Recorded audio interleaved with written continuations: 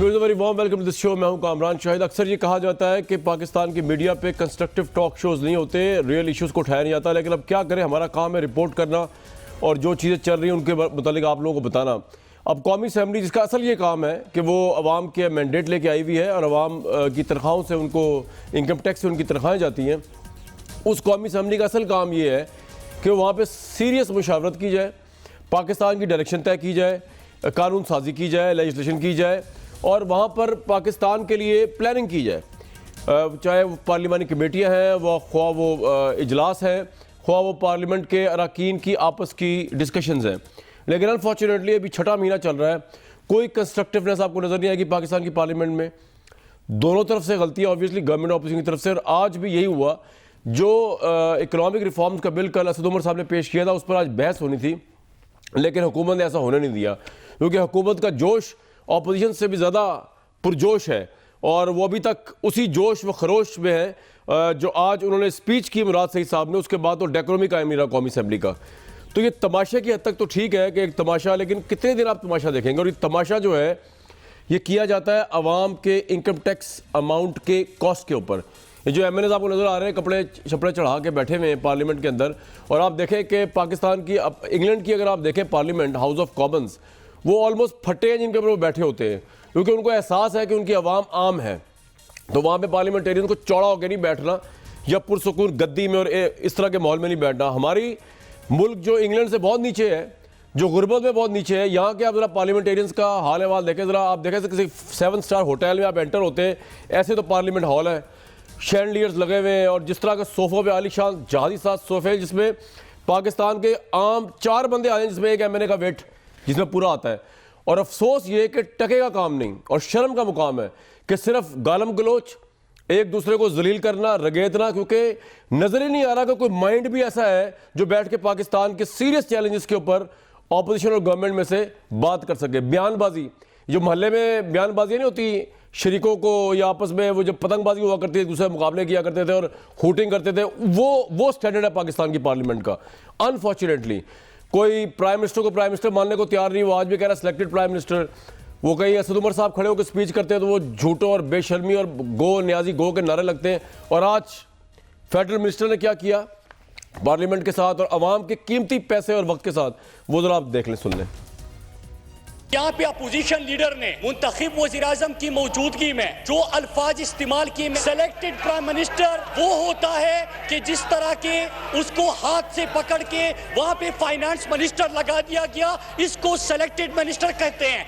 IJI बना के उसको वज़ीर-ए-आज़म बना दिया गया, इसको सेलेक्टेड वज़ीर-ए-आज़म कहते हैं। थोड़ी सी अगर शर्म होती तो जिस शख्स ने खुद जस्टिस कयूम को फोन करके कहा कि फला को इतनी सजा दो, फला को अंदर कर दो, फला को बाहर कर दो, फला को फारिग कर दो, वो बातें करता है यहाँ पे बैठ के। चोर की सजाएं वो बुलंद कर रहे हैं जिनका लीडर आज भी 2 लखपत जेल में बैठा हुआ है। जिस मुल्क को लूटा था आपने, और जो आपका नारा था कि हर पल का हो, हर पुल का हो, हर सड़क का हो, बेधड़क का हो, बिलावल तो हादसाती तौर पे चेयरमैन बन गया। ये बात करता है इमरान खान की। मुराद अली शाह ने कहा कि पाकिस्तान को टूटता हुआ देख रहा हूँ। ओ बेशरम, तुम्हारी करप्शन पकड़ी गई, तुम पाकिस्तान की बात करते हो। सिंध को लूटा, तर में 1 साल के अंदर 175 बच्चा भूख से, अफलास से, पानी के फुकदान से बिलक बिलक के इस ऐवान से सवाल कर रहे हैं कि मैं किससे पूछूं, मैं किससे अपने खून का हिसाब लूं। क्या इत्तेफाक है गर्दन से पकड़ के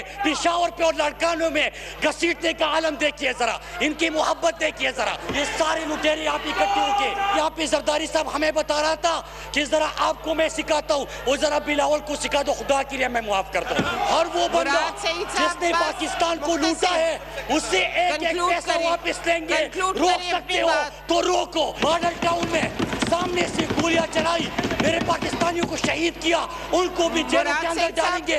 रोक सकते हो तो तो ये देखें, ये हाई लेवल का शेक्सपियरियन ट्रेजेडी ड्रामा चला था। इस वक्त कौम का वक्त ज़ाया हो रहा था और कौम के लिए काम नहीं हो रहा था। इफ्तिखार दुरानी साहब मावन ख़ुसूसी प्राइम मिनिस्टर के, राना मोहम्मद अफजल खान साहब साबिक़ वज़ीर मुमलिकत नून लीग के, शैला रज़ा साहिबा वज़ीर बराए विमेन डेवलपमेंट सिंध। शैला साहिबा, बेसिकली चले मेरी तनकीद तो अपनी जगह पे, लेकिन अब ये जो मुराद सईद साहब बताने की कोशिश कर रहे थे, आपको क्या ज़रूरत है कि इलेक्टेड प्राइम मिनिस्टर को पूरे मुल्क में, पूरी दुनिया में तजलील करके सिलेक्टेड प्राइम मिनिस्टर कहने की, जिसके बाद वो आपको भी आपके वज़ीर आला को बेशरम, लुटेरा, डाकू कहे? क्या जरूरत है? कुछ सीरियस इशू इतने इस मुल्क के पड़े, उस पर आप बात नहीं कर सकते? देखिए, सबसे पहले तो मैं ये समझती हूँ कि पाकिस्तान में क्या पूरी दुनिया में 100% ट्रांसपेरेंट इलेक्शन नहीं होते। अभी टर्म्स के इलेक्शन के वक्त हमने अमेरिका में जिस तरह के मुजाहरे देखे, और ख़ुद पीटीआई अपनी बड़ी फ़ख्रिया तारीख़ बताती है कि उन 4 हलकों के लिए जो इनके पास आज तक नहीं है, इन्होंने क्या किया, असेंबली नहीं आए, असेंबली को क्या क्या कहा। तो अगर हम भी समझते हैं कि हम ये बात कर रहे हैं तो इनको सुनने का, समझने का, लेकिन ट्रंप को कोई वहां पर सिलेक्टेड प्रेसिडेंट नहीं कहता, रिक्त प्रेसिडेंट नहीं कहता। मैडम, मैं सिर्फ ये आपसे अर्ज कर रहा हूं, आप लोग क्यों कहते हैं? मान लें, जब आपने मान लिया he is the elected prime minister Pakistan, वो नहीं कहते तो नहीं कहें, हम तो कहेंगे, क्योंकि हम ये समझते हैं कि ये सिलेक्टेड हैं। और दूसरी बात यह है कि हमें जिस तरह से रोक सकते हैं फिर ये भी रोक लें। दूसरी बात यह है कि अगर इस तरह की बातें होंगी कि फलाना हादसे से आ गया, तो फिर इस तरह की भी बातें होंगी कि बहुत सारी हादसाती तस्वीरें ट्विटर पे भी आती रहती हैं मुराद सईद के रिलेटेड लोगों की, कि इस तरह के हादसों से नहीं आया कोई भी जो है वो हुकूमत में। फिर तो ये सारी बातें निकलना शुरू हो जाएंगी कि रेहान साहिबा इनके बारे में क्या लिखती हैं कि कैसे हादसे रहे। ये सारी बातें सोच समझ के करनी चाहिए। और हुकूमत जो है वो फलों का दरख्त होती है, उसका काम होता है झुकना और लोगों को सर्विस प्रोवाइड करना। कौन सी एक लेजिस्लेशन लाए हैं ये आज तक जिसको जो है ऑपोजिशन का सामना हो? पाकिस्तान की तारीख में और शायद दुनिया की तारीख में 6 महीने में दूसरा मिनी बजट आया है जो सिर्फ कॉरपोरेट कल्चर को सपोर्ट कर रहा है, क्योंकि असद उमर हो या इनके मुशीर तिजारत, ये सारे, और इनकी जो फाइनेंस एडवाइजरी बोर्ड है, ये सब लोग कॉरपोरेट कल्चर के लोग हैं। ना बिजली, ना पानी, ना गैस, ना दूध, कोई एक चीज़ सस्ती नहीं हुई। किसानों को सपोर्ट प्राइस नहीं दी गई, किसानों को सब्सिडी नहीं दी गई, और ऐलान किया गया तो कहा जुलाई के बाद होगा। जो आज इनके पीटीआई के रिंद साहब जो हैं, वो उस वक्त के वजीर खुराक थे मुशर्रफ के, जिन्होंने जो है 4 जहाज गंदम के वापस कर दिए थे और वो यूएई ने उसी कीमत पर खरीदे थे। तो ये सारा जो जिस तरह से मुल्क, मैं आपसे ये कह रहा हूँ कि ये सारी गुफ्तगू जो आज आप मीडिया में फरमा रही हैं और बिल्कुल बजा फरमा रही हैं, ये रियल इश्यूज पाकिस्तान के, ये आज पार्लियामेंट के अंदर होनी थी। लेकिन जब आप गाली देंगी प्राइम मिनिस्टर को, आप उनको रिक्त प्राइम मिनिस्टर कहेंगी, तो ऑब्वियसली आज वो भी टाइम वेस्ट करेंगे। गवर्नमेंट वाले आपको चोर, डाकू, बेशरम कहेंगे। ऑब्वियसली आप एक बंदे का मैंडेट ही नहीं मान रही, आप तौहीन कर रही है करोड़ों आवाम के वोट की। आप एक बात सुने, हमने मैंडेट माना हो या नहीं माना हो, हमने तमाम पार्टीज को इकट्ठा किया है, हमने ओथ उठवाया है और इनको दावत दी है कि आइए हम आपके साथ हैं, कदम बढ़ाएं। इसको अगर ये हमारी कमजोरी समझेंगे, हमने जब भी इनसे कहा कि आइए आप लेजिस्लेशन करिए, आइए आप ये करिए, ये तो पता नहीं कौन से सवार हैं। एक तकरीर कर रहा है, एक मेंटल किस्म के ट्वीट कर रहा है कि तुम्हें जेल जाना होगा और ये करना होगा। ऐसे मुल्क नहीं चलता है, ना ऐसे हुकूमतें चलती हैं। इनको समझना होगा। मैं तो समझती हूँ कि गाली लफ्ज भी गलत होता है, पार्लिमानी नहीं है, नाजेबा अल्फाज कहा जाता है। चैनल पे कभी भी हमें लफ्ज गाली नहीं इस्तेमाल करना चाहिए। तो ये जो तकरीर है ये हुकूमत साइड की है। ये वही मुराद सईद है ना जो जीतने के बाद अगले दिन 200 अरब ला रहे थे। ये वही मुराद सईद है ना जिन्होंने 48 करोड़ के जो करप्शन पकड़ी गई है, जो जिसमें इनका काम ही नहीं है, ये कुछ कर ही नहीं सकते। उसमें जो है एंटी करप्शन का काम कर रहा होता है अमला, और वो ग्रेड वाइज उसको कमिश्नर, डिप्टी कमिश्नर और सीएस शैला साहिबा, आपका पॉइंट आ गया। एनआरओ मांग रहे हैं, अक्ल नाम इनको छू के नहीं गुजरी अक्ल इनको। जी राइट, मतलब राइट से मुराद ये आप कह रही हैं, मैं तो नहीं कह रहा, राइट तो आपका वर्जन है। इफ्तिखार दुरानी साहब, मुझे समझ नहीं आ रही कि आप तो बड़ी भारी जिम्मेदारी लेके आई है आपकी गवर्नमेंट ना। आपने तो इस तरह का माहौल रख रहा है जिसके अंदर ऑब्वियसली कानून साजी हो, अवाम के इश्यूज की दादरसी हो, क्योंकि parliament is the only forum. ये तो बड़ी अजीब बात है कि आप पार्लियामेंट में अगर काम ना हो रहा, ऑडिशंस से आप काम चला रहे हो, तो पार्लियामेंट में लेजिस्लेशन होगी ना। लेकिन जो माहौल आप लोगों ने क्रिएट किया हुआ है, सिंध के वज़ीर आला को आप डाकू, बेशरम, पता नहीं क्या कुछ कह रहे हैं, जरदारी साहब को आप क्या कुछ कह रहे हैं, तो किस तरह अवाम के मसाइल 5 साल हल करेगी ये पार्लियामेंट? बिस्मिल्लाहिर्रहमानिर्रहीम। पहले तो मैं प्रोटेस्ट करना चाहता हूँ स्टार्ट में कि जिस तरह की गुफ्तगू मेरी बहन ने भी की है, मुझे दुख हो रहा है इनको बहन कहते हुए, कि जिस तरह इन्होंने मुराद सईद की लफ्ज़ मत कहें, जरूरत ही नहीं है, मेरे अपने सगे भाई हैं, मुझे जरूरत नहीं है आपके भाई बनाने की। मैं नहीं कहता, जी जी जी बिल्कुल ठीक है, मत कहें, जरूरत ही नहीं है, माफ करें, माफ करें, जिस आइंदा नहीं, अभी भी ना कहें, कहने से कुछ नहीं होता, समझना होती है असल चीज। इनको जी अच्छा, इनको इन रिश्तों की कदर ही नहीं है। सईद के लिए लो जी राणा साहब, तुसी भी विच आना सी आ रही आपकी भाई राणा साहब, एक मिनट जरा मैं इफ्तिखार साहब की सुन लो। जी इफ्तिखार साहब, मैं वैसे ही प्रोग्राम छोड़ के जा रहा हूँ, उनको बोलने दीजिएगा। नहीं नहीं इफ्तिखार साहब, आप तो मेरे गेस्ट है ना, ये तो सईद नहीं, प्लीज आप जी बोले। नहीं, मैं ऐसे लेवल पे गिर के गुफ्तगू नहीं कर सकता था, और पीपल्स पार्टी इस लेवल पे आएगी, मुझे बहुत दुख है। काफ़ी अच्छी ट्रेनिंग मोहतरमा ने की थी, लेकिन ये वो पीपल्स पार्टी नहीं है। आप लोग ये चले वो जाती बात को निकाल दें, हज़फ कर दें उसको बीच में से। सर पार्लियामेंट में बड़ी बातें हो जाती हैं, तो आप प्लीज इफ्तिखार दुरानी साहब को सुनना है मैंने, यार प्रोड्यूसर साहब, मैं इफ्तिखार साहब को सुन लूँ। जी इफ्तिखार साहब फरमाइए। बात ये है कि इनकी ये ज़ोर ज़बरदस्ती जो ये करना चाह रहे हैं, ठीक है जी, जो ये ज़ोर ज़बरदस्ती पार्लियामेंट में ब्लैकमेल करना चाह रहे हैं हुकूमत को, हुकूमत ना कभी पोजीशन में हम ब्लैकमेल हुए ना हुकूमत में होंगे। ये जो पार्लियामान की गुफ्तगू हो रही है, उसमें जो है आप देखें कल इन्होंने क्या गुफ्तगू इस्तेमाल किया है, गलत किया, मैं तो कंडेम कर रहा हूँ इस बात को भी जी, कि सिलेक्टेड प्राइम मिनिस्टर नहीं कहना चाहिए था। ये फूल फेंकने के लिए मतलब कि नहीं, कल शहबाज शरीफ साहब क्या कह रहे थे, उन्हीं की बात कर रहा हूँ सर, उन्होंने कहा शहबाज शरीफ कहता है जी, नहीं, और अगली बात क्या कहते हैं, वो कहते हैं कि जी पंजाब का वजीर आला बाथरूम नहीं जा सकते प्राइम मिनिस्टर को व्हाट्सएप के बगैर। यार ये गुफ्तगू है पार्लियामेंट में करने के लिए, ये वो लीडर है जो कहता है मैं लीडर हूँ। दुख होता है मुझे इस बात पे कि आप पार्लियामान में जाते हैं, लोग आपको देख रहे हैं, शहला रज़ा साहब की गुफ्तगू सुन लें, ये गुफ्तगू करते हैं, हमें नहीं आती गुफ्तगू करने के लिए, लेकिन आखिरकार हम सारे थड़े के थड़े वाले हैं। बाय द एंड ऑफ, आपने बिल्कुल ठीक कहा, हमारा लेवल बिल्कुल ख़त्म हो गया, हम थर्ड लेवल पे आ गए हैं। ये वो हम असलियत लोगों को बता रहे हैं, सिर्फ इसलिए। मुराद सईद ने क्या गलत बोला, ठीक बोला उसने, वो गलत बात बोली उसने। इफ्तिखार भाई मैं आपसे ये कह रहा हूँ कि आज रूल्स ऑफ बिजनेस, आज इकोनॉमिक रिफॉर्म्स पे मैं जरा इफ्तिखार साहब से बात कर लूँ। सर मैं आ रहा हूँ सबके पास आऊँगा, सबर जरा। इफ्तिखार भाई मैं आपसे ये कह रहा हूँ कि आज आप लोगों ने इकोनॉमिक रिफॉर्म्स बिल जो आप भी लेके आए हैं उस पर डिस्कशन करनी थी, लेकिन ये माहौल, उनको कहने दें सिलेक्टेड प्राइम मिनिस्टर, क्या फर्क पड़ता है, अवाम करोड़ों लोगों ने उनको वोट दिया है, तो उनको कहने दें, आपको क्या फर्क, आपके ऊपर वो कोई, आपने बिल पे क्यों नहीं डिस्कशन की, आपकी जिम्मेदारी थी, आप गवर्नमेंट हैं। मैं आपसे सवाल पूछूंगा। हम गवर्नमेंट हैं, हम जवाब दें हैं, बिल लेके आए और पजीराई हुई, हर तरफ से पजीराई हुई, इनके कहने न कहने से कोई फ़र्क नहीं पड़ता। लेकिन पार्लियामान में आके ये सीनियर जमातें अगर ब्लैकमेल करना चाहेंगी हुकूमत को, हुकूमत ब्लैकमेल नहीं होगी। अगर उसने कहा है नईम उल हक ने कि जी वो कैंसिल होगा, शेख रशीद 3-3.5 साल माँ मरी, उनकी कोई प्रोडक्शन ऑर्डर नहीं आया, जावेद हाशमी को किसी ने प्रोड्यूस नहीं किया, हमने पार्लियामान में आके काम किया, इनको पब्लिक अकाउंट कमेटी का चेयरमैन बनाया, आगे से ये रिस्पॉन्ड करते हैं। लेकिन और इस तरह के बिहेवियर के ऊपर हम बिल्कुल ब्लैकमेल नहीं, लेकिन बात मिलेंगे। कौम देख रही है कि जी हमने केसेस इनके नहीं बनाए हैं, हमने इनको प्रोसिक्यूट नहीं किया, हम आते हैं इनकी इज्जत एहतराम करते हैं, जी जनाब सत्य कुर्बान करते हैं, ये ब्लैकमेल करते हैं आगे में। अच्छा ब्लैकमेलिंग, खुदा का खौफ करें, इसलिए आप कहते हैं कि जी हमने ट्रायल नहीं कर रहे हैं, सुप्रीम कोर्ट ने कहा हुआ है, इदारे कर रहे हैं, ये आते हैं हमें रोज़ ब्लैकमेल करते हैं। कभी कहेंगे पार्लियामान नहीं चलने देंगे, कभी कहेंगे कि जी असेंबलियाँ नहीं बनने देंगे, कभी कहेंगे हम कमेटियाँ नहीं बनने देंगे। यार ये क्या गुफ्तगू है।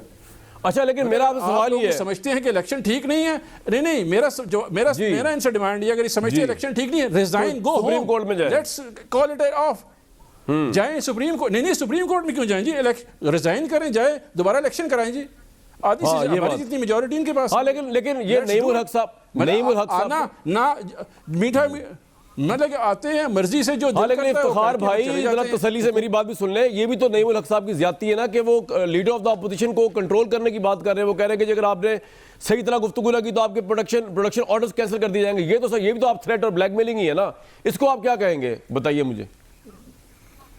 नहीं ये ब्लैकमेलिंग नहीं है, बिल्कुल असूली बात कर रहे थे वो। आप आते हैं असेंबली का, आप उधर से आपने प्रोडक्शन ऑर्डर लिया कि मैं असेंबली में हिस्सा लूंगा, यहाँ पे आप आके कहते हैं कि जी वो बंदा जो है बाथरूम जाता है, वो वहाँ से प्राइम मिनिस्टर से पूछ के लिए, आप इसलिए पार्लियामान में आए हैं। ये करने के लिए आए हैं राणा साहब, आप यहाँ पे ब्लैक। अच्छा, पार्लियामान में सुने जी। पार्लियामान में आए किस लिए? उसको बुला लिया, चेयरमैन को बुला लिया, नायब को, उसको इन्फ्लुएंस करने के लिए। असल में ये इदारों को इन्फ्लुएंस करना चाह रहे हैं कि हमारे खिलाफ केसेस ड्रॉप कर दें। ये इनका टोटल मैंडेट है, इसलिए ये कर रहे हैं। हर वक्त प्रोडक्शन ऑर्डर पे आ जाते हैं। और भाई आगे काम करें, इसलिए आप आए हैं, वो करें आप। हम हाजिर हैं, हम हुकूमत है, हम बर्दाश्त करेंगे, सुनेंगे, लेकिन कुछ तरीका कारण चाहिए। ब्लैक ठीक है, आपने इफ्तिखार भाई आज ही बर्दाश्त करना है, प्लीज मेरे साथ रहिएगा। और मैं कोई भी बिलो द बेल्ट रिमार्क्स जो है वो मैं कोशिश करूंगा ना होने दूं। बहरहाल लाइव शो है तो उसमें वैसे ही हमारे पास मार्जिन होता है 10 सेकंड पॉज का, तो आप फिक्र ना करें। ऑन एयर इस तरह की चीजें नहीं होती। राणा साहब, अब ये मुझे एक बात का जवाब दीजिए कि वाकईतन कानून साजी आपकी भी उतनी जिम्मेदारी जितनी गवर्नमेंट की जिम्मेदारी है। आपने पंजाब के वज़ीर आला के मुतल्लिक इस तरह की गुफ्तगू शहबाज शरीफ साहब से तो कोई एक्सपेक्ट नहीं करता था, क्योंकि जब आप करेंगे तो फिर मुराद सईद भी आज उस तरह की गुफ्तगू करेंगे, और जब इस तरह की गुफ्तगू होगी तो अवामी इशूज निगलेक्ट होंगे, बिल्कुल टोटली निगलेक्ट होंगे। तो आपने इस तरह की गुफ्तगू क्यों की कि जी वो वॉशरूम नहीं जा सकते प्राइम मिनिस्टर की मर्जी के बगैर? आपको ये कहने की क्या जरूरत थी? आज मुझे बड़ी हैरत हो रही है कि ये वो लोग हैं जो संगीन इल्ज़ामात लगाते रहे, ना सिर्फ पाकिस्तान के कंटेनर के ऊपर चढ़ के जलसों के अंदर बगैर किसी शर्म व हया के कि ये पाकिस्तान के वज़ीर आज़म हैं, ये पाकिस्तान के चीफ मिनिस्टर हैं, ये वो इस किस्म के इल्ज़ामात। इनको उस वक़्त शर्म नहीं आई जब दुनिया के कैपिटल्स में, ममालिक के दूसरे ममालिक में जाके ये हमारी हुकूमत के बारे में करप्ट कहते रहे, और हमारे उनके साथ ताल्लुकात थे, हमने पाकिस्तान ने उनके साथ काम किया था। वहाँ जाके ये हमारे अपने मुल्क को बदनाम करते रहे, अपनी ब्यूरोक्रेसी को बदनाम करते रहे कि ये मुल्क करप्ट है। आज बैठे हैं ये बशीर हैं उनके, मुझे बताएं वो जो 10 अरब डॉलर की ये बार बार इमरान खान कहता था कि स्टेट डिपार्टमेंट की रिपोर्ट है, वो आपको मिल गई रिपोर्ट? आप वो दिखा सकते हैं रिपोर्ट? वो 10 अरब डॉलर चोरी का इल्ज़ाम जो लगाया था, आज वो उसके 5 अरब डॉलर तो आप खुद खा गए हैं। अगर उन्होंने कहा कि वो बाथरूम इजाज़त लेके नहीं जाता, तो आपको इतनी अकल होनी चाहिए कि वो बाथरूम की बात नहीं कर रहे थे, वो बात ये कर रहे थे कि वो बेकार आदमी है, वो इस काबिल नहीं है, वो इमरान खान से इंस्ट्रक्शन लेता है और बगैर इंस्ट्रक्शन के वो जीरो। यार इलेक्टेड सीएम है पंजाब के, उनको आप बेकार आदमी कह रहे हैं। राणा साहब थोड़ा सा तो देख लेना, थोड़ा सा आप किसी और तरीके से तनकीद कर ले, मतलब ये तो बहुत ज्यादा तनकीद है। आप उनकी कारकर्दगी की बात करें, आप कह रहे हैं वो बेकार आदमी है। समझते हैं उनकी कारकर्दगी जीरो है, इसलिए वो बेकार आदमी है। टॉयलेट्स की बात तो इमरान खान ने की थी कि पेट्रोल पंप्स के ऊपर टॉयलेट ठीक कर दो। वजीर आज़म पाकिस्तान ने, पाकिस्तान के अंदर जहां आपके से मईशत आपसे संभाली नहीं जा रही, और फिर आप दूसरों के ऊपर जो कुछ आप कर चुके हैं पिछले बजट के ऊपर, आप तो वो तस्वीरें दिखाएं कि इनकी जो मिनिस्टर हैं आजकल ह्यूमन राइट्स की, वो तो घुसने लगी थी मिफ्ता इस्माइल के मुंह के अंदर, और वो वहां पे कागज फाड़ रही थी। और जनाब क्या हो गया? अपने रवैये आपको याद नहीं है जनाब? हमसे आप हमें मुहज़्ज़ब बनाने की कोशिश। मुझे एक सवाल पूछना है इफ्तिखार साहब, उसके बाद में शाह साहब के पास आऊंगा। शाह साहब एक मिनट। इफ्तिखार भाई अगर आपकी तवज्जो है, ये एक बड़ा इंपॉर्टेंट इशू है। नवाज शरीफ साहब के दिल का साइज मामूल से बड़ा, फटे जो उनके पट्टे हैं वो मोटे हो गए, और उनका दिल का प्रॉब्लम बहुत ज़्यादा बढ़ गया हुआ है। ये डॉक्टर्स ने भी कहा है, और उनके मुतालिक सजेस्ट किया है उनको हॉस्पिटल में एडमिट किया जाए, लेकिन आप जो है गवर्नमेंट जो है वो उनको एडमिट नहीं करी हॉस्पिटल में। तो ये तो आप थोड़ी ज्यादती नहीं कर रहे उनके साथ? मतलब not deal him like a patient, forget about that he is a convict और क्रिमिनल और योर ऑपोजिशन। उनका ये राइट तो बनता है हॉस्पिटल जाए, वरना आपके ऊपर ही उल्टा मुद्दा पड़ा है, खुदा ना खास्ता कुछ होता है ऊंच नीच, तो आप क्यों नहीं, प्राइम मिनिस्टर क्यों नहीं मान रहे, पंजाब गवर्नमेंट क्यों नहीं कहते ये बात? जी इफ्तिखार साहब। देखें जी, अभी एक हमारे जो तर्जुमान थे, उधर से तर्जुमान है डॉक्टर शहबाज गिल ने कहा कि जी डॉक्टर उनको रेगुलरली चेकअप कर रहे हैं। ये जिम्मेदारी है हुकूमत की कि हमें उनको, हमारी कोई ज़ाती दुश्मनी नहीं है, किसी से भी कोई ज़ाती दुश्मनी नहीं है हमारे कामरान भाई। जिसको जो डिज़र्व करता है, जिस तरह की ट्रीटमेंट डिज़र्व करते हैं, उनको बिल्कुल उसी तरह मिलेगी। अगर डॉक्टर भी जेल के में भी 24/7 डॉक्टर अवेलेबल होता है, फिर ऑन कॉल डॉक्टर हैं, फिर उसके बाद आज भी लोगों ने मुलाकातें की हैं। अगर कंसर्न है तो पंजाब गवर्नमेंट पूरी फैसिलिटेट करेगी उनको। अगर उनके एक भाई को यहाँ पे मिनिस्टर एनक्लेव में घर दिया हुआ है और 25 गाड़ियों का प्रोटोकॉल दिया हुआ है, तो उन भाई को भी ज़रूर मिल जाएगा जो रिक्वायर्ड मेडिकल अटेंशन है। 25 गाड़ियों का प्रोटोकॉल आपने क्यों दिया जी? वैसे मेरा सवाल ये आपसे, आपने शहबाज शरीफ साहब को या उनके भाई को क्यों दिया 25 गाड़ियों का प्रोटोकॉल? किसके खर्चे पे दिया ये? जी वो नेचुरली एक प्रिजनर है, उनके साथ उन्होंने एम्बुलेंस भी रखी हुई है। जी जी हाँ देखें जी बता दिया। अच्छा दूसरी बात जो राना साहब फरमा रहे थे पाकिस्तानी कौम का, तो मुझे देखें जी, मैं जो राना साहब फरमा रहे थे मुझे कोई इतराज़ नहीं, राना साहब को हम कंटेनर दे देते हैं, डी चौक पे आ जाएं, बिल्कुल बोलें, जो हम बोलेंगे ये भी बाहर बोलें तो बोलते रहेंगे। ठीक है जी। 13 महीने कामरान भाई 13 महीने हमने एक लफ्ज़ भी पार्लियामेंट में नहीं बोला। जो मई 2013 से लेके अगस्त 2014 तक हमने एक लफ्ज़ नहीं बोला। हम तो रेगुलर हम कह रहे जी बिल्कुल कारोबार जो आप बिजनेस चलाएं, आप बिल्कुल पार्लियामेंट में आएँ, बातचीत करें। उसके बाद हमने तो पार्लियामेंट से बाहर आ गए। ठीक है सर, ये आपका पॉइंट आ गया भाई। हम माजी जी एक पॉइंट और एक पॉइंट करते थे रोज आप जी फरमाइए। 148वें नंबर पे करप्शन पे हैं। आपका करप्शन इंडेक्स दुनिया में 148 नंबर पे है। अगर आप राना साहब हम नहीं भी कहेंगे तो हम आपकी गवर्नमेंट करप्ट थी, लोगों को दुनिया में पता है। और 148वां नंबर और ब्यूरोक्रेसी किस लिए आया हुआ है? ये मेरे कहने से नहीं है, इमरान खान के कहने से नहीं है, आपका फिगर है इंटरनेशनल। ठीक है जी, ये आपका पॉइंट आ गया। शैला साहबा, मैं ब्रेक पे जाना चाहता था, आपको हाथ खड़ा कर रही काफी देर से, खैरियत है? क्या हो गया मसला? सब ओके है ना वहाँ कराची में? देखिए मैं एक बात कहना चाहती हूँ कि प्रोडक्शन ऑर्डर देना कोई आसान नहीं है। ये कॉन्स्टिट्यूशनल राइट है। और आपने एक दफा रोक के देखा तो MQM और बलोच नेशनल पार्टी जो है, मैंगल ग्रुप, वो आपके साथ नहीं खड़े थे। इतनी समझते हैं वो सियासत को। दूसरी बात ये कि पब्लिक अकाउंट्स कमेटी से आप हटा दें, अगर आप समझते हटा दें। और तीसरी बात ये कि आप कितनी लेजिस्लेशन अब तक लेकर आए जो हमने नहीं होने दी। और चौथी बात ये कि आप कहते हैं कि हम इन्फ्लुएंस देते हैं। आज का जो नईमुल हक साहब का ट्वीट है वो तो ये बता रहा है कि तमाम इदारे आपके अंडर इन्फ्लुएंस है, हम जेल भेज देंगे, हम ये कर देंगे। यानी कि अदलिया का इख्तियार नहीं है, आपका इख्तियार है कि हम आपके हिसाब से हम चलें तो ठीक है। वरना नईमुल हक साहब जो है, जो कि फाउंडर मेंबर हैं और जो कि मुशीर भी हैं, जो कैबिनेट में बैठते हैं, वो पार्टी पॉलिसी देते हैं, या आपकी पार्टी की पॉलिसी है ये। यानी सारे इदारे आपके अंडर इन्फ्लुएंस है, आपकी बात मान के चलें। ऐसा तो नहीं होता ना। और आपने आज करनी है बहस। पॉइंट आ गया जी आपका, जो है वो फयाजुल हसन चौहान और ये सब, फिर आपने उनका नाम ले दिया। जो है चेयरमैन बिलावल के लिए क्या क्या इस्तेमाल करते रहे। हाँ नहीं, तो ज्यादती है। ऐसा नहीं है कि हम चुप बैठे, दोनों तरफ से ज्यादती होती है। लेकिन जबान है, जबान तो है जी, लेकिन जबान को भी तो हमने कंट्रोल भी हर एक इंसान ने भी रखना होता है ना। तो आप लोगों की जबान आपकी जबान नहीं है, ये अवाम के टैक्स के पैसों के बिहाफ पे है ना।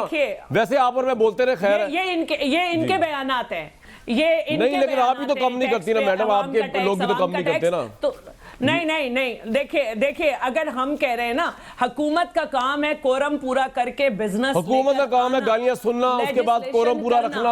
आपका काम है उनको रगेते देना, जिच करते रहना, सिलेक्टेड प्राइम मिनिस्टर कहते रहना। चले फिर इस तरह पार्लियामेंट चलती रहेगी। असल ज्यादती अवाम के साथ हो रही है ना। जब तक ये बिजनेस नहीं लाएंगे हम करेंगे। बिजनेस तो हो गया, बस एक ब्रेक लूंगा वगैरह ये अल्फाज इस्तेमाल ब्रेक लूंगा। बड़े अहम इश्यूज है व्यूअर्स आपके सामने रखूंगा जो इस पार्लियामेंट एंड पार्टी तय कर रहे हैं, और गवर्नमेंट ने इन दोनों पार्टीज को ऑन बोर्ड लेना। मसला मिलिट्री कोर्ट्स, मसला और बड़े मसाइल हैं, तो उसमें जो सिचुएशन बनी हुई है उसमें तो कुछ भी नहीं हो सकता। एक ब्रेक लेते हैं जी।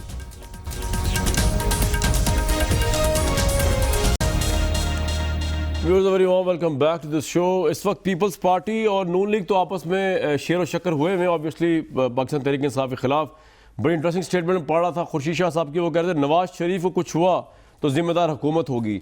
ये बड़ी इंटरेस्टिंग स्टेटमेंट्स हैं, लेकिन अब पार्लियामेंट जो है उसकी सूरत हाल अजीब व गरीब है कि अगर कानून साजी करनी हो तो पाकिस्तान तहरीक इंसाफ के पास भी 2/3 मेजॉरिटी नहीं है दोनों ऐवानों में, और अपोजिशन के पास भी नहीं है।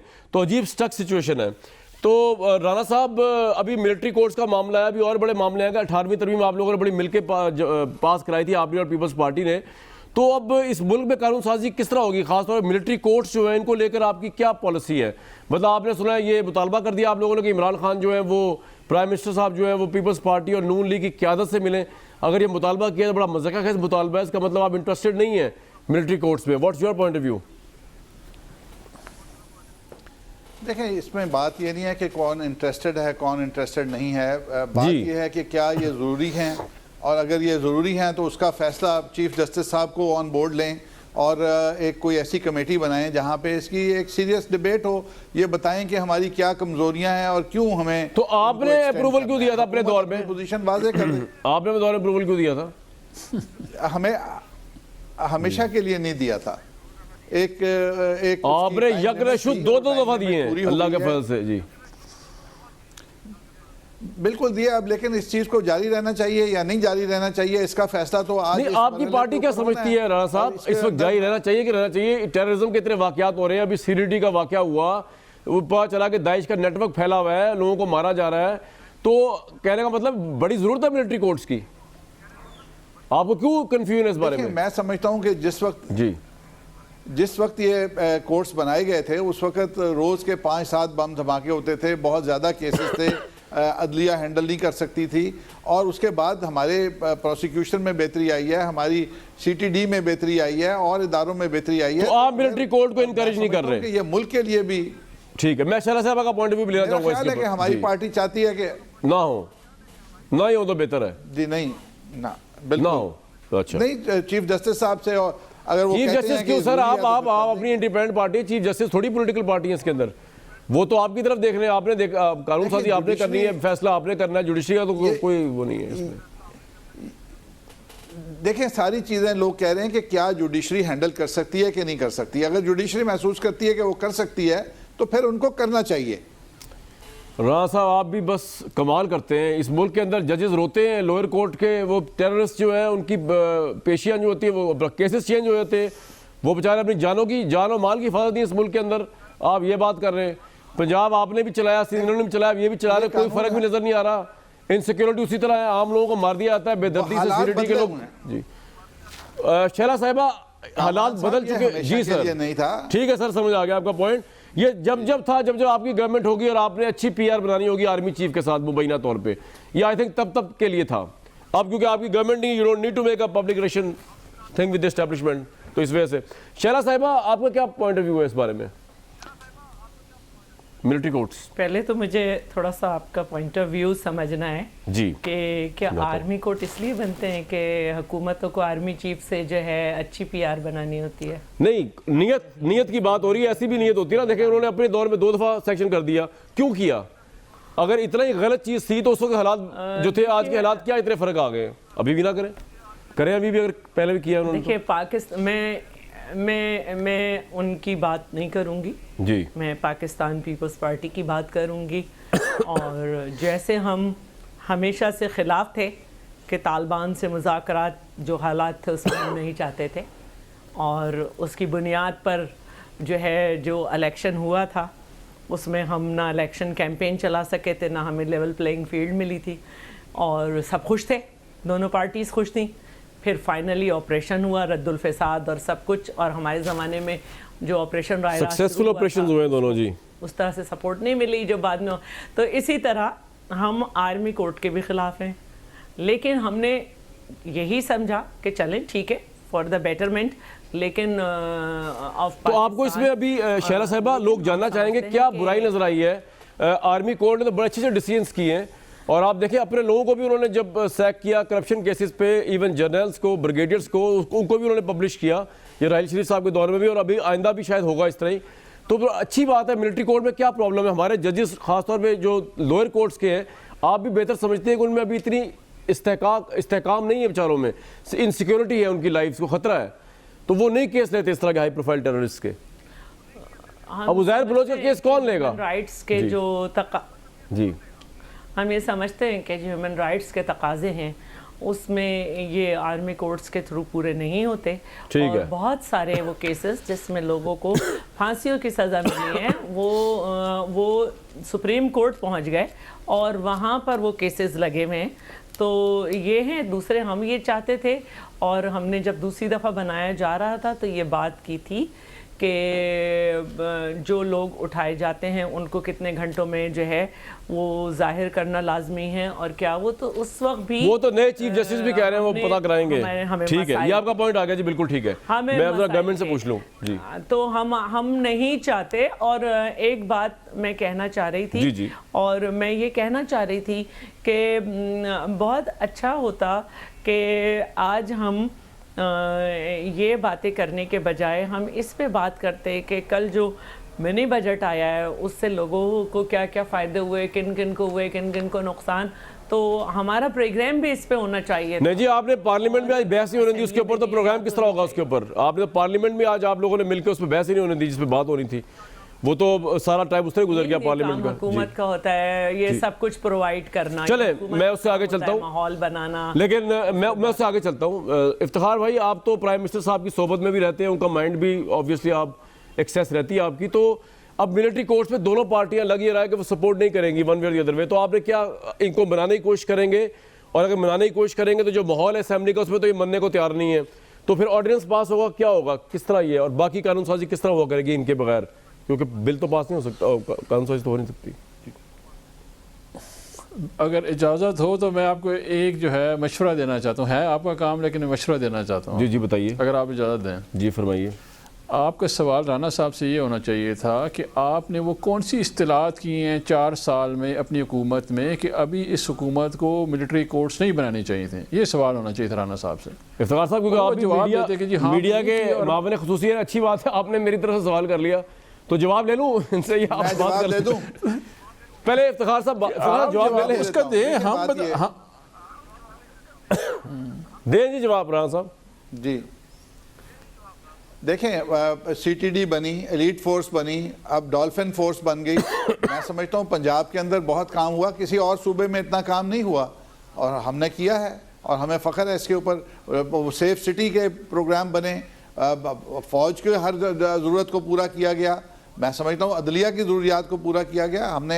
ठीक है इफ्तिखार साहब, आपको जवाब मिल गया होगा, अब मेरे सवाल का जवाब दे दिए आपने, कुछ और काउंटर नहीं नहीं नहीं ये जवाब नहीं है ना कामरान भाई, ये जवाब अब आप ही फिर जवाब देना, सवाल आपका ही है। ठीक है जी। देखें आपने करने, देखें ना आपको बेसिक इशू क्या है, प्रोसिक्यूशन का इशू है, समझता हूँ, जस्टिस सिस्टम की स्ट्रेंथ का इशू था कि आपको रिफॉर्म चाहिए थे। ठीक है, ये 2 चीज़ें थी जो कि 20 पॉइंट में से 18 पॉइंट सिविलियन गवर्नमेंट के थे, मतलब इंक्लूडिंग जो फैटफ हमारे पर पड़ा हुआ है वो इनकी मेहरबानी है। अगर ये मेहरबानी ना फरमाते इस मुल्क में तो हम ग्रे लिस्ट में भी ना जाते। ये सारी की सारी नलायकी मैंने ना एक टर्म यूज़ करने शुरू कर दिए, वो जो मिडीवल टाइम का नहीं था, dark ages. Dark ages of governance and economy था, जो साइंस और रीजन से पहले की छोड़ गए हैं। जी जी हाँ, ये सारा कुछ उसके लिए छोड़ गए हैं। तहरीक इंसाफ की हुकूमत आएगी, हम जो है देखें, वो अवाम को पता है कौन सा टाइम है। आपके लिए मैंने टर्म यूज़ कर रहा हूँ कि ये अवाम देख रही है कि 4 साल मिलिट्री कोर्ट छोड़ने के बाद राना साहब बता रहे हैं कि हम समझते हैं कि एलीट फोर्स बन गई है या सीटीडी बन गई है, इशू प्रोसिक्यूशन कोर्ट क्या है, इन्होंने फोर्स खड़ी कर दी है। अच्छा, तो आप इनलाइटेंड हैं, आप इनलाइटमेंट लेके आए हैं। इफ्तिखार भाई आप ये कह रहे हैं ये डार्क एजेस थे, पीपल्स पार्टी लेके आएंगे। हम राना साहब के पास जाएंगे, पार्टी के पास हम जाएंगे, पीपल्स पार्टी के पास जाएंगे कि खुदा का वास्ते इस मुल्क को रोशनी की तरफ लेके चले जाएं, यहाँ इन मुल्क के शहरियों की हिफाजत होनी चाहिए, इस मुल्क की ज़रूरत है। और अगर आप समझते हैं कि अगर आप मुल्क के हक में फैसला करना चाहते हैं तो आप आ जाएं, नहीं आएगा तो आवाम के सामने होगा। शैला साहिबा, आप इनकी इनलाइटमेंट की जो बैकअप, इसको लाइट को पकड़ लें, देर में ठीक कर लेंगे जी, बताएं जी। नहीं, ये बता दें कितनी देर में ठीक कर लेंगे। सपोर्ट करें, डार्क एज से बाहर निकालें इस मुल्क को। ये मैं राना साहब, मैं रिकॉर्ड पे कहना चाह रहा हूँ जी जी कि इसको it will not be exceeding 1 year, because हमारे रिफॉर्म बिल तैयार हैं। फरूक नसीम साहब जैसे ही आएंगे वो टेबल हो जाएंगे। इम्प्लीमेंटेशन आपको 6, 8, 10 महीने चाहिए। It should not, I personally believe it should not be exceeding 1 year. Iftikhar भाई ये बता दें जरा मुझे कि अभी एक सवाल मेरे ज़हन में आया उठता कि अभी एक्चुअल बजट के आने से पहले कितने मिनी बजट्स अभी और आने हैं तहरीक इंसाफ के? मैंने कहा ये पूछ लूँ ताकि चीज़ों को ठीक करने के लिए जो इन्होंने बिगाड़ी हुई हैं। 5, 6, 7, 8 वो खुल के बताएं कितने आएंगे। ये देखें, ये जो था कामरान भाई इकोनॉमिक रिफॉर्म पैकेज था जी जी, इसको तो नेचुरली, क्योंकि मीडिया में हमारे भाई रिपोर्टर रिपोर्ट कर रहे थे मिनी बजट। अगर आप देखें 6.8 अरब रुपए का टैक्स जो है आपको MST दी गई है ताकि ईज ऑफ डूइंग बिजनेस हो सके। ठीक है, मईशत का पहिया चलना। ठीक है, ये आपका पॉइंट आ गया। वक्त की बड़ी किल्लत। शैला साहिबा ये इनको हेल्प करे इस मुल्क में। किताबचे पे बजट लिखा हुआ था, इनलाइटेंड वो किताबचे पे बजट लिखा हुआ था। मैं भी यही कहना चाह रही थी कि किताबचे पे बजट लिखा हुआ था। और मैं ये कहना चाहती हूँ कि मैं तो चाहती थी कि आज का इस पे प्रोग्राम हो और हम इस पे बात करें, लेकिन वो उसको लेके बैठ गए कि शहबाज शरीफ साहब ने क्या कहा। मैं तो नहीं, हम इसको लेके नहीं बैठे, हम लेके बैठे कौमी सब वक्त है वो आज एक दफा फिर। जी फरमाइए। इसको लेके बैठे थे मैं ये कहना चाहती थी कि शहबाज शरीफ को ये कहना चाहिए था कि 463 लाहौर के मंसूबे जो हैं वो मंजूर होने के बावजूद भी तातुल का शिकार है। 5 महीने में एक भी काम नहीं हो सका। हाँ, ये ज़रूर हुआ कि पंजाब असेंबली में अरकान की तनख्वाह 3 लाख करने का बिल जो है वो पेश हो गया और बुनियादी तनख्वाहों समेत 6 मराद करोड़ों के फंड भी दिए जा रहे हैं। ठीक है, मुझे एक ब्रेक का कहा जा रहा है, ब्रेक का कहा जा रहा है। जो आपने इशू उठाया इसमें मैं आता हूँ बाद में कि क्यों नहीं इस पर बात हो रही थी। एक ब्रेक लेंगे जी।